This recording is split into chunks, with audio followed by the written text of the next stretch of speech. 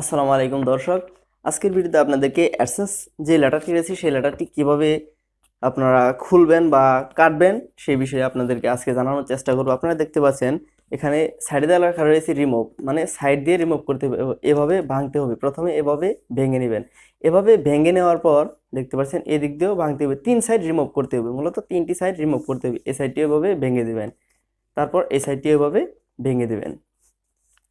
আমি 3টি সাইড ভেঙে দিলাম, তারপর একটি পাশ থেকে আস্তে আস্তে লেটারটিকে এভাবে রিমুভ করে দিবেন। দেখতে পাচ্ছেন আমি লেটারটি এপাশ দিয়ে রিমুভ করছি।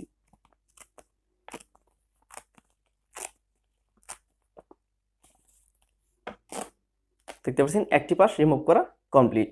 এখন আমি দ্বিতীয় পাশটি রিমুভ করার চেষ্টা করব। আপনাদের সামনে আমি দ্বিতীয় পাশটি রিমুভ করছি।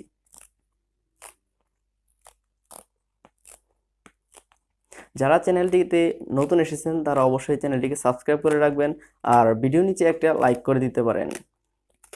আশা করছি আপনারা কমেন্টে আপনাদের মতামত জানাবেন যে এই লেটারটি পেতে কতদিন সময় লাগে, কে কে এই লেটারটি পেয়েছেন বা কে কে এই লেটারটি পেতে ইচ্ছুক।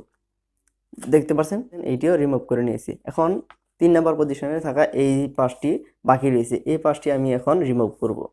দেখতে পাচ্ছেন এই পাশটিও রিমুভ করা শুরু করে দিয়েছি।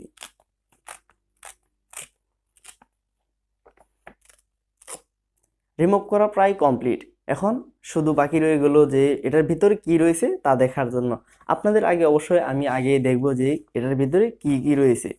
এটার ভিতরে মূলত কিছুই নাই, জাস্ট 6 ডিজিটের একটা পিনকোড দেওয়া আছে। এই পিনকোড আমরা কিভাবে দেখতে পারি?